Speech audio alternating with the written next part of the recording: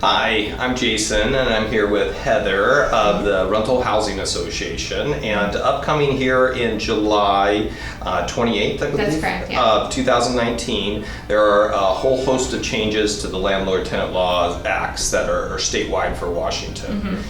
Could you take us through some of the highlights of the stuff coming up? Yep. So the RLTA will have some substantial changes to it that do take effect on July 28th. I think highlights include the 3-day pay or vacate, so specifically for non-payment.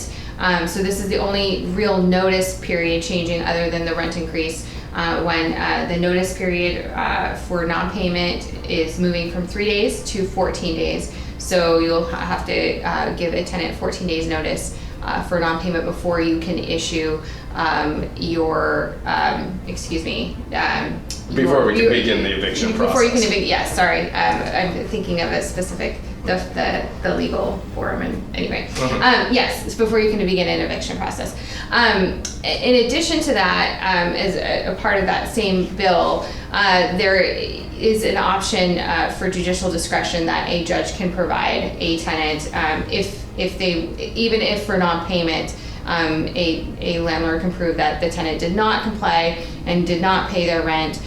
They could reinstate tenancy for non-payment based on a certain number of factors. However, if a tenant is given 3 pay or vacate notices within a 12-month period, they are not eligible for judicial discretion. Okay. So that's one piece of it. Another key change is the rent increase notification. So statewide currently is outside of certain jurisdictions that have different requirements. It's 30 days notice for rent increase. So that is going to change to a 60-day notice. However, and that's for month-to-month tenancies, generally speaking. However, fixed-term leases that do not move automatically to month-to-month tenancies or have automatic renewals, those are not required to be given a 60-day notice for rent increases. Yeah, and originally in the proposed legislation, they were going to force fixed terms to go month to month, but you guys were successsul in removing that? That's correct. We did remove that from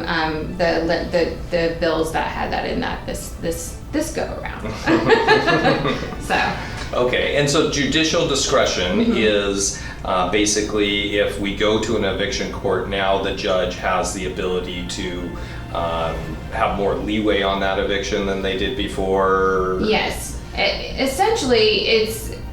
I mean, if you really want to boil it down or distill it, it's kind of just cause for non-payment of rent. I mean, it's pretty complicated, but we did narrow it down just for non-payment. Originally, they wanted to include behavior, the advocates, for tenant advocates, but we were able to remove behavior issues as a being that they wanted to say, well, this is a good person, we should be able to let them stay. Right. That we removed that option. So it is just for 7 factors and all around non-payment. And could they pay? Are they capable of paying? Different issues around that.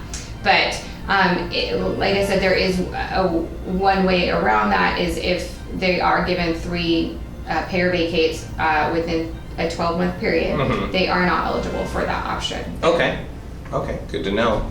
All right, so those are kind of the major ones. Any other big factors that? Yeah, well, if you are an investor that is also a developer, and it is important to know that if you're purchasing a building that is a deferred maintenance building, generally speaking, those buildings might have a high number of low-income tenants in it, or tenants paying below market rents.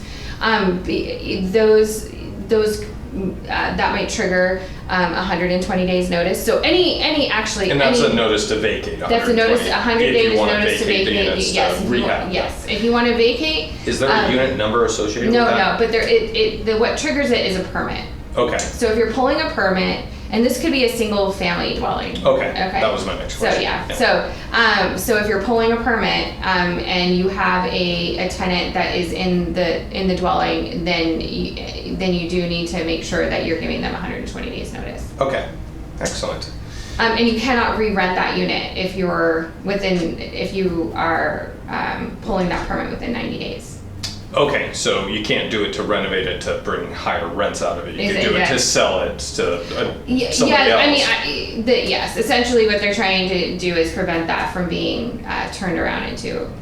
Yes, for the permit process. If you don't give them 120 days notice, if you do give them 120 days notice, you can still re-rent it. Oh, okay. Sorry. No problem. Yes, yeah. Understand.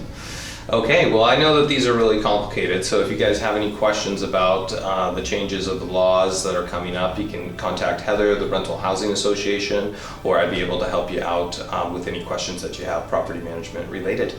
Thanks. Yeah, and we do have a class on this, so you're welcome to check out our website as well for the class that we have on the new laws as well. Yeah, the Rental Housing Association is a great resource for information. Okay, thanks so much. All right, bye.